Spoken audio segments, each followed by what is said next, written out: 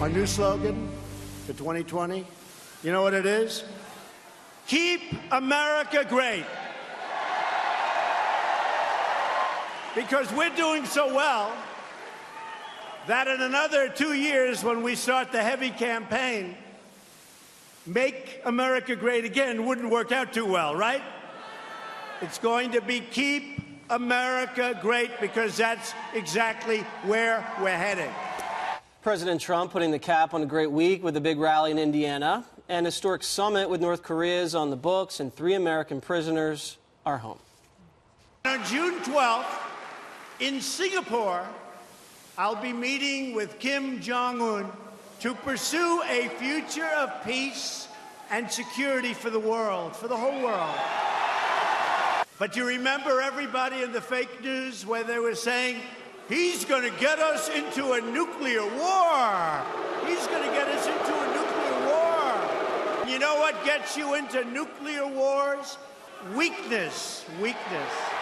Mr. Trump also pointing out a glaring difference between the negotiating styles of he and his predecessor. Obama, President Obama, paid $1.8 billion for hostages. You, not me, you, but those hostages came out with respect. We didn't pay for them. What he did was the right thing. But they came out for nothing. And the others came out for $1.8 billion in cash. Can you believe that? Can you? All right, Greg, I know you don't like this phrase, but a lot to unpack. Oh, yes. Here. I hate that phrase.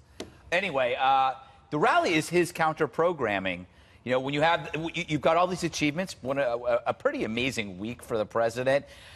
But the media is still focused on lawyers and porn stars and more lawyers and deals and contracts. They can't bear to cover this, so it's up to him to do his own achievement counter-programming. And when you watch it, and you have to remind yourself, there's a lot of firsts happening here. He does voices. Like, no president ever does voices. And they said that we'd be... When he does it, that's a very entertaining thing. I also like it when he tells stories, like he told stories about Bobby Knight. I find that, I mean, presidents... There's nothing like this. And if you're eternally shocked by this, it's like going to a Slayer concert and being shocked that it's loud. This is going on 18 months. This is who he is. In terms of negotiating skills, David Brooks wrote a column in which he finally admitted to it. He said that Trump's past dealing with nefarious characters, you know, in areas of real estate, makes him the perfect foil for North Korea and Iran and so on. This has been something that we've been talking about forever. Yeah, you think Kim Jong-un's tough. You should have seen these guys in Manhattan. Exactly. Exactly. Kim Jong-un doesn't put people in cement.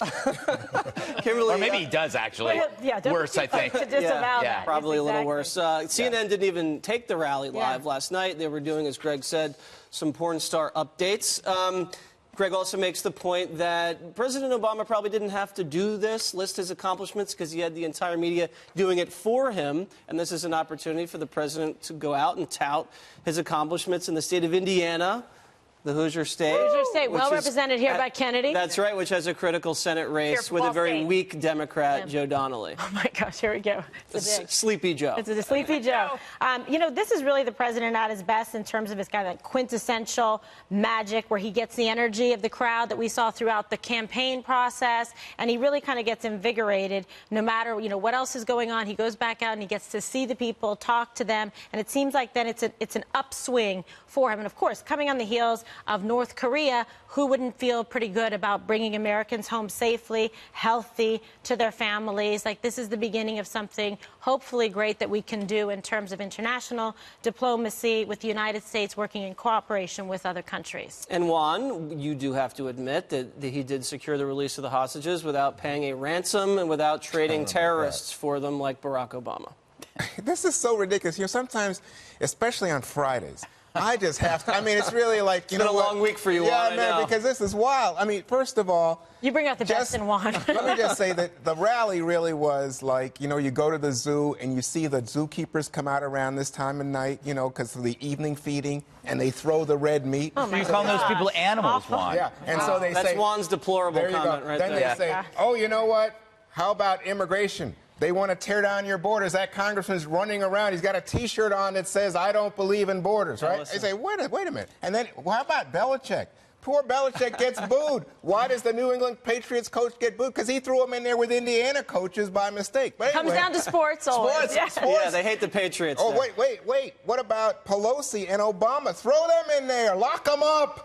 And, no, I got something See, you're better. eternally shocked by this, Juan. No, It's been going on for 18 months. But I'm saying, no, It's this been is going on for better. almost This is 3 new. years. This is a new chapter because I think the midterms have started. Actually, the thing that surprised me, Greg, was he didn't talk about 18 once he got beyond Mike Braun, who is the candidate for the U.S. Senate in Indiana. He immediately started talking about 2020. That's why he got back to Keep America Great. I thought, wait a minute, aren't you supposed to be working for your fellow Republicans? But the key for me was, in terms of the politics, the tax cut plan has not proven to be so effective as a political message. That's your opinion. But it's my opinion. It's the polls' opinion. And by the way, it's Republican What about strategists' facts? opinion.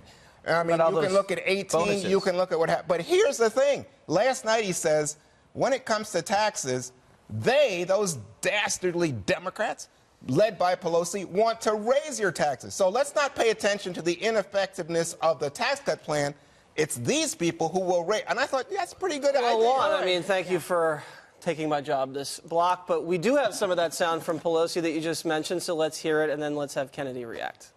Nancy Pelosi said yesterday she wants to end the tax cuts and raise your taxes. I said, tell me, is that like good politics? It's not about politics, but think of that from a political standpoint. I don't think her party was too happy. They want to raise your taxes, end your tax cuts. They want to have open borders where everyone flies into our country. That's not happening. And Kennedy, Juan's wrong about the tax cuts. The approval surging, especially among Democrats, it's doubled. Oh, God. Yeah, from zero Democrats, and Democrats have plenty of things that they can run on. And there are always things that you can adjust within an administration. And Democrats can, whiteboard a few ideas, look at things that the president hasn't done perfectly, alter those, and that can be your new plan. But Democrats aren't doing that. They are talking about ending these tax cuts, which for people who are getting a couple of grand extra a year, that hurts them. That's not just crumbs. If you've got $200 extra every month in your paycheck, that can be supremely helpful to a family of 4. That's a good trip to Costco, if nothing else. So it's really interesting because Democrats still haven't found it. And so what you're doing now is just offering resistance. And you're going to find that falls very flat if you don't have solid ideas. And, if you're going to go super progressive and not learn the lessons of someone like Conor Lamb, it's not going to be this wildly victorious midterm. Now, I want to get back to North Korea. Sure. Because the president Wait a second. Before you do, let me just respond to what you just said.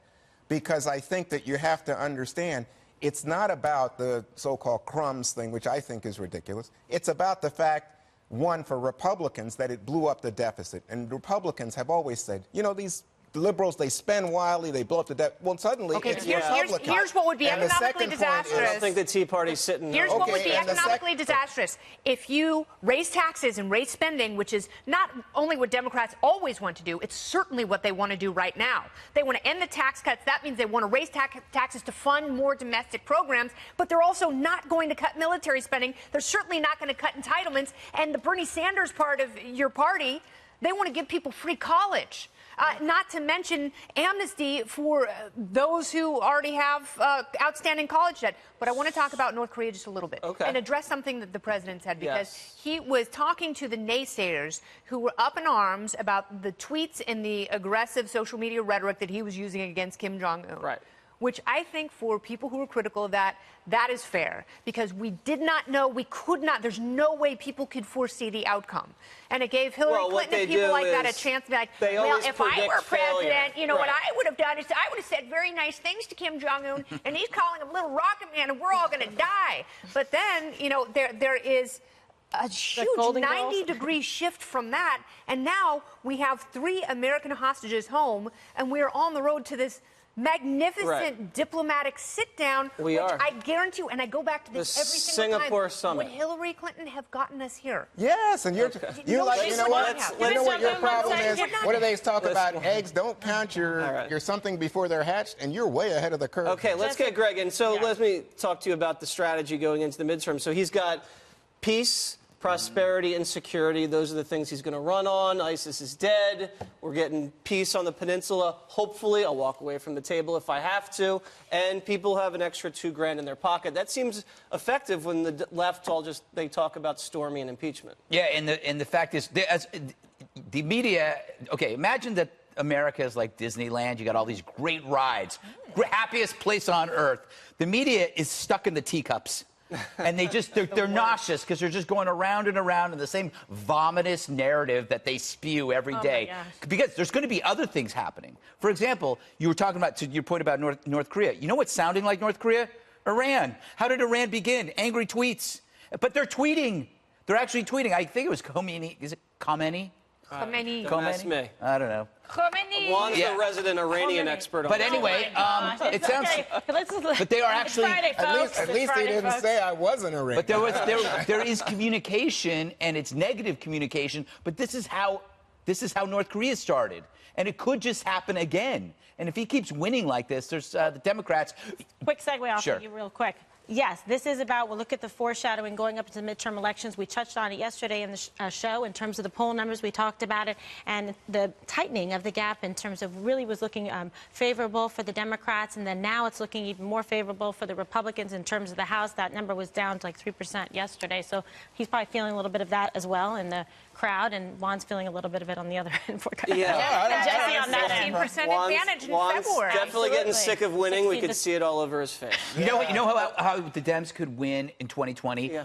Just for the hell of it, Trump switches parties and becomes a Democrat and runs as a Democrat. He's changed parties before. Wait a second. So many would good you guys ideas. do? Oh my God, you guys would And flip then he's out. going to run with Oprah. Oh, So